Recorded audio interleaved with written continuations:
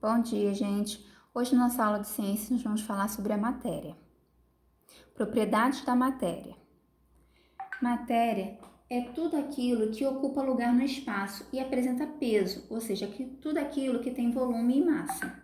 Não importa o tamanho ou a forma, tá? É matéria. Por exemplo, vírus, bactérias, uma árvore, nós, seres humanos, objetos que eu ilustrei, no caso com alguns móveis, né? Coloquei sofá, mesa, mas poderia ser uma caneta, poderia ser um livro, enfim, objetos. O ar também, e coloquei esses balões, né, representando o ar. Vamos falar também sobre densidade, que é a relação entre massa e volume de determinada matéria. Para ter uma noção sobre isso, ilustrei aqui o algodão e o chumbo. Pensando no algodão e no chumbo, o que seria mais pesado, 1 quilo de algodão ou 1 quilo de chumbo? Vamos voltar aqui para a imagem. 1 quilo de algodão ou 1 quilo de chumbo? Na verdade, gente, eles possuem a mesma massa, ou seja, 1 quilo é 1 quilo, certo? A diferença está na densidade deles, porque 1 quilo de chumbo concentra-se em um volume menor, ou seja, um pedacinho só, um triângulozinho desse chumbo vai parecer que vai pesar mais, mas na verdade não é. É que uma pecinha de chumbo tem, por exemplo, um peso igual a uma grande quantidade de algodão. Mesma coisa se colocar 1 quilo de chumbo numa caixa e 1 quilo de chumbo e 1 quilo de algodão em outra caixa. O quilo vai ser o mesmo, o peso vai ser o mesmo, porém a caixa do algodão provavelmente seja bem maior do que a do chumbo, tá? Por quê? Porque o volume é maior. O chumbo ele se concentra num pedacinho menor, o peso dele, tá? Mas a quantidade, 1 quilo, vai ser mesmo para os dois. Matéria pode ser chamada de corpo ou de objeto. Corpo é quando se trata de parte, de porções da matéria, como por exemplo, fio de lã, cacos de vidro, tronco de árvore, o vento. E o objeto, devido à sua forma, possui uma determinada finalidade ou um determinado uso. Por exemplo, vela, cadeira, caneta, copo, roupas, gente. As roupas também têm uma certa finalidade, certo? E eu fiz um outro tipo de exemplo para vocês. Coloquei assim, a matéria, o corpo e o objeto. Só que aqui, ó, tem tudo pedra, feito de pedra, tudo, né? Ouro e borracha.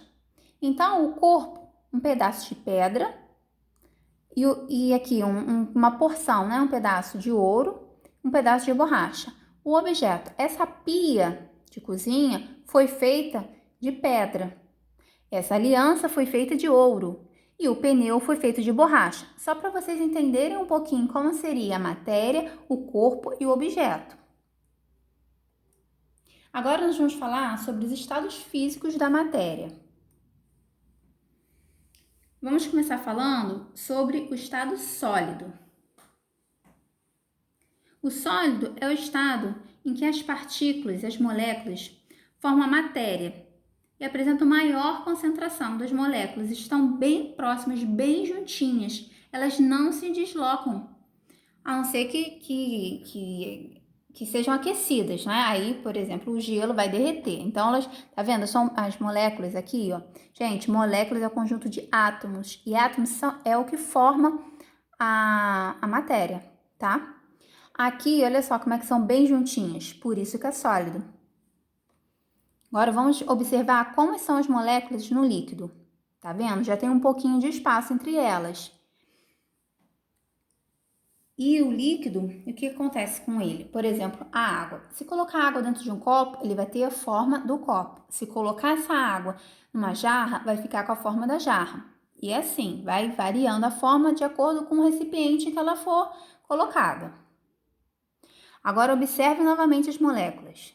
Olha como no estado gasoso elas ficam ainda mais afastadas. É como se fosse um pouco de desordem delas, tá?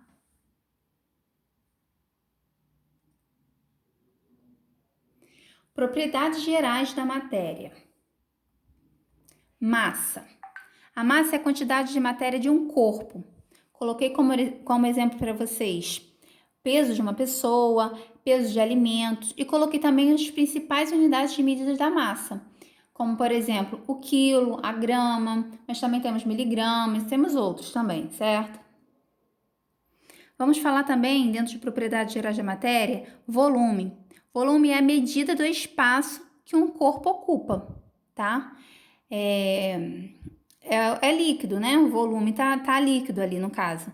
Então, nós vamos ver litro, milímetro, aliás. São as principais também unidades de medida do volume. E penetrabilidade. Gente, isso aí quer dizer que dois corpos não podem ocupar o mesmo local no espaço ao mesmo tempo, tá? E aí essa tirinha, o Garfield, ele pulou dentro de um cesto de meias. As meias que estavam dentro do cesto saíram, porque é exatamente isso. Se um corpo está ali, o outro não pode ocupar o mesmo espaço. Outro exemplo que nós teríamos para isso, por exemplo, seria uma batida de carro, por exemplo. Um carro bateu no poste. A frente desse carro, né, se bater de frente, vai ficar amassada, porque não pode ocupar o mesmo espaço que o poste já está ocupando, tá? Para um estar ali, o outro tem que sair. Divisibilidade. Na divisibilidade, gente, a matéria pode ser em porções cada vez menores. A matéria é dividida, tá?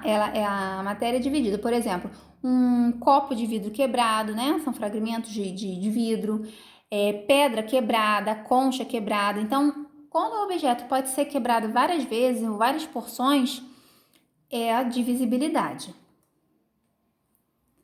Elasticidade é a capacidade da matéria de retornar seu volume inicial, uma vez que interrompida a força que causa. Então, por exemplo, se você puxar um elástico, mas você interromper essa força para puxar, ele vai voltar ao normal. Se você puxar a pele do rosto, do braço, enfim, a pele vai voltar ao normal, tá? Compressibilidade é quando a matéria reduz seu volume, quando ele está sujeito a certas pressões. Coloquei o exemplo aí, por exemplo, coloquei o exemplo, por exemplo, foi ótimo, né? Essa imagem representando alguém prendendo o ar numa seringa. Quando você aperta, pressiona a pontinha dela, mas aperta, parece que não vai, né? Por quê? Porque ali dentro tem ar. Olha como ficam as moléculas por dentro, tá vendo? Porque tá cheio de ar. Isso é compressibilidade, tem pressão ali dentro. Agora nós vamos falar propriedades específicas da matéria. Dependendo do tipo do material que compõe a matéria, pode ser classificadas em organolépticas, físicas e químicas. As propriedades organolépticas são elas, gente: a cor, o brilho, a textura, o odor, o sabor.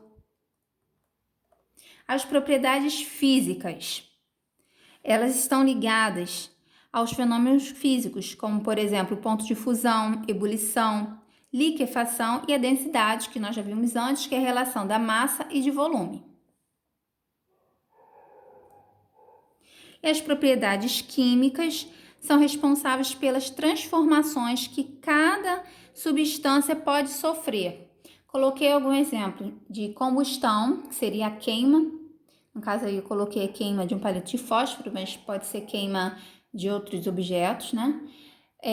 Ferrugem também é considerado químico. Leite azedo, fotossíntese.